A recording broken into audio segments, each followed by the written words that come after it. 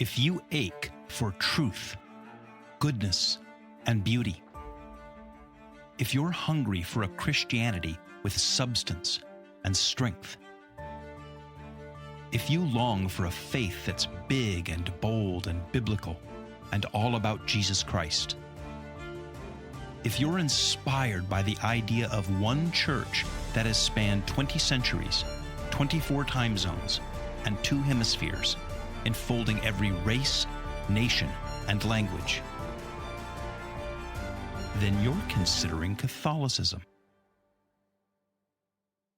When the machines surpass every human metric, when they can outthink and outcreate and outperform us in ways that we can barely imagine, the Catholic answer is not fear or resignation. It's this: our destiny is not obsolescence. Our destiny is to become heirs of God and judges of a glory that the angels themselves will one day acknowledge. So, as we've walked through this series, we've seen that superintelligences were here first on this planet, and that the brightest of them burned with envy when God crowned us with glory. We've explored the curious paradox of the lesser crown, that our dignity is ontological, it's not earned by performance. And we beheld the astonishing reality of the incarnation, where the eternal Son took on our flesh, died for us, and rose as the first fruits of our own resurrection. And so, today we come to the final chapter of this series, and I want to talk about our destiny when the machines eventually surpass us in every metric, if that ever happens. So again, we've acknowledged, just as cars and airplanes and, plows and factories and everything else that has come along since, humans stopped hunting and gathering, the tools will get better and better and better. Okay? I can't dig holes as fast as a backhoe. I can't run as fast as a car. I can't flap my arms and fly across the ocean to London. AI and robotics are going to do many tasks better than us naked humans. But again, our value is never grounded in doing those tasks. We've talked about this before. We may have employees and machines that can do things better than our children, but they aren't worth more to us than our children, because that's not the point of our children, and that God sees us as his children, and that many of the tasks that God assigns us in life are actually gifts and opportunities for virtue. St. Paul drops a line in 1 Corinthians chapter 6 that should take your breath away. He's speaking to us, to ordinary Christians, and he says, "Do you not know that we are to judge angels? The angels aren't going to judge us, and we aren't going to stand before the machines to be judged.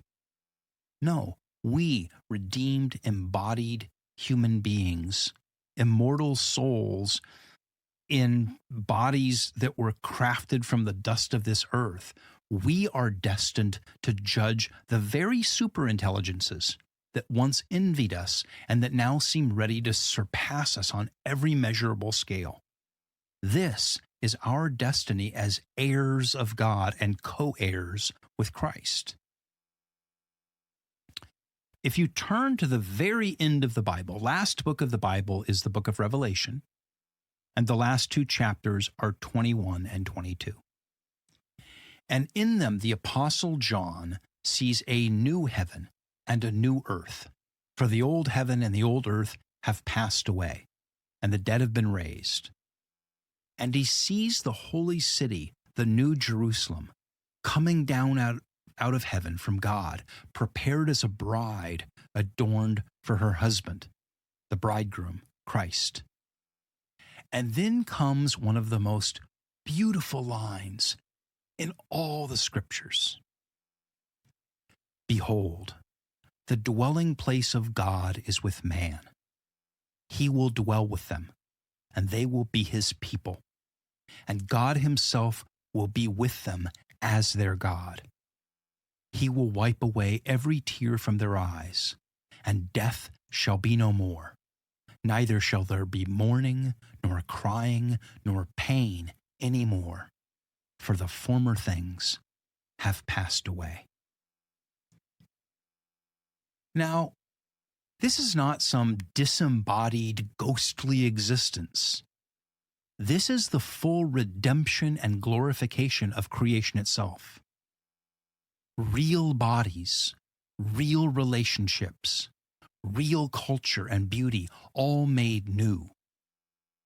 In the heavenly Jerusalem, John says, the river of the water of life flows bright as crystal from the throne. And the tree of life that Adam and Eve were expelled from the garden so that they might not eat from, and therefore live forever in sin, the tree of life stands on either side in the streets. It is bearing fruit for the healing of the nations, it says. And best of all, then, we will see God's face. We will finally behold him as he is in something that Catholicism calls the beatific vision, the fulfillment of everything our hearts were made for. The gates are pearls, the walls are jasper, the foundations are adorned with every precious stone. This is the ultimate fulfillment of the dominion that God gave us in Genesis. What we began in the garden, God completes in the new creation. The mission to be fruitful and multiply and subdue the earth finds its perfect end in this city where God and man dwell together forever. Every tear is wiped away, every wound is healed, every relationship restored in ways that we can only glimpse now. This is the hope that makes every sacrifice, every act of love, every moment of ordinary faithfulness worth it. But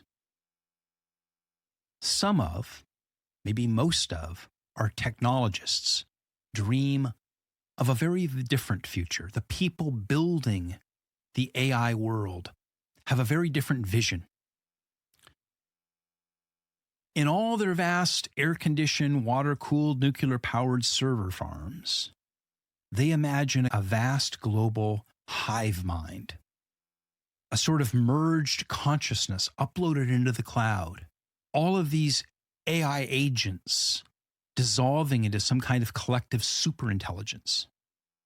And then we sort of being absorbed into that, every aspect of our lives, all of our thoughts, all of our communications, all of the circumstances of our lives sort of sucked up into this giant cloud hive mind that lives in air-conditioned data centers powered by nuclear reactors, cooled by rivers.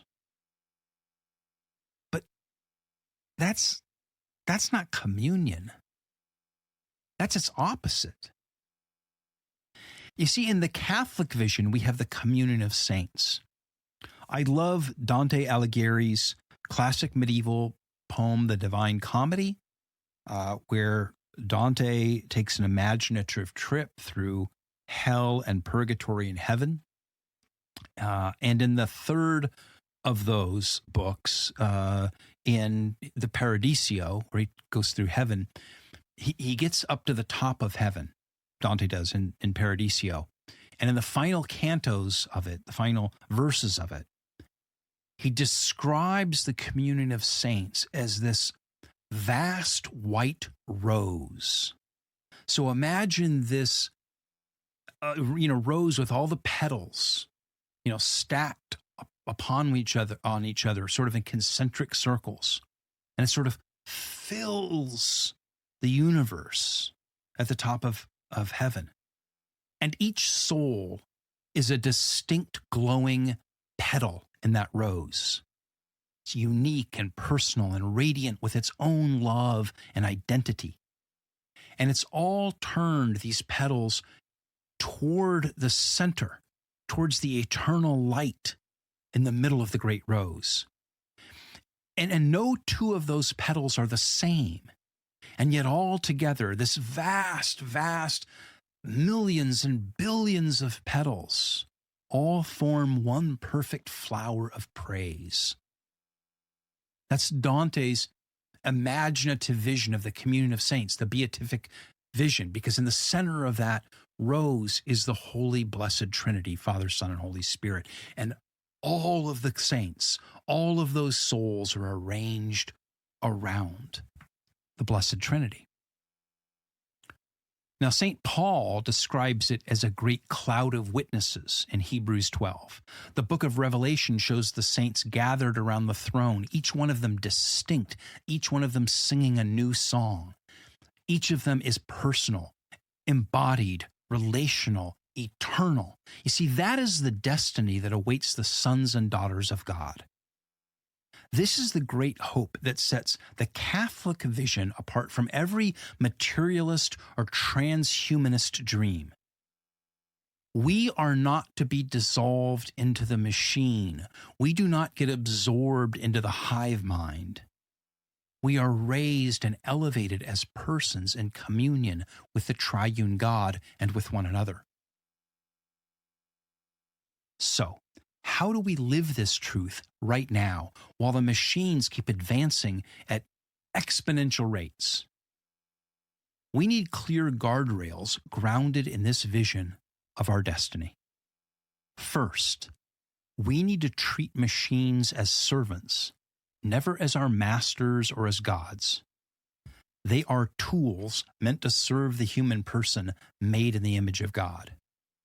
We can use them to research faster, to write code more quickly, to draft letters, to design new medicines, to read our MRIs and blood scans, to drive our cars and track our packages, all of those things. But always we have to bring human judgment and human creativity and human charity to the final product. Never let one of them become the measure of our worth or the center of our attention. Second, we must guard our bodies. Our bodies are not disposable hardware waiting to be upgraded or replaced. They are temples of the Holy Spirit, destined for resurrection and eternal glory. And they are what distinguish us, what set us apart from the machines, from the disembodied intellects of the data centers. We have flesh and blood bodies, and that is not a bug. It's a feature. That is not a flaw. That is an advantage. And so we have to prioritize real presence. We have to walk with our friends. We have to embrace our spouses. We have to kneel in prayer. We have to receive the Eucharist, maybe on our tongue. That may be controversial for some of you, but look, refuse any vision that treats the body as optional or secondary. Third, guard your marriage and your family. Those are the primary places where the Imago Dei, the image of God, is lived out day after day in concrete acts of flesh and blood, love, sacrifice, and fidelity. Catholicism calls the family the domestic church. So gather around the table for meals without screens, listen to one another's stories, forgive quickly, pray together, go to Mass. Teach your children that human relationships are irreplaceable. Fourth, guard the sacraments. They are the ordinary means by which grace enters our embodied lives. No artificial intelligence can baptize a soul, absolve sins, confirm a believer, anoint the sick, feed us the body and blood of Christ. Make the Mass the source and summit of your week. Go to confession regularly. Receive the sacraments with the reverence that they deserve. These are the places where heaven touches earth in the most tangible way, and nothing in the age of artificial intelligence and robotics can take the place of the sacraments. Yes, the machines may surpass us on almost any measurable metric that you can name. They may write better code. They may compose more moving music. They may diagnose diseases more accurately. They may manage the air traffic control or drive our trucks, whatever, better than we do. But they will never judge angels. they will never inherit the New Jerusalem. They will never be caught up into the beatific vision or take their place in the communion of saints. This is where I want to land this series. We are created lower than the angels and yet crowned with glory and honor. We are heirs of God and co-heirs with Christ. We are destined to one day judge the very intelligences that once envied us in the garden.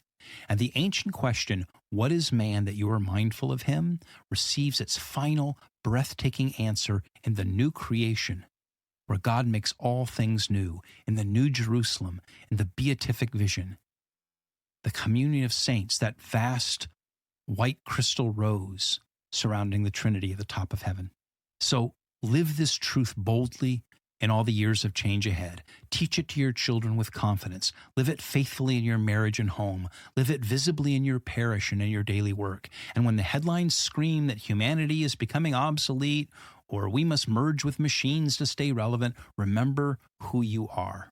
God has prepared a place for you in the New Jerusalem. And so walk in that confidence, love with that freedom, create and steward and serve with the quiet assurance that comes from knowing the one who hung the stars in place is mindful of you. This is the Catholic answer to the age of AI. Not fear, not despair, not frantic competition with the machines on their own terms, but deep, steadied, eternal hope. May this truth steady your heart, strengthen your steps, and fill you with joy no matter what tomorrow brings. You are His, and He is mindful of you.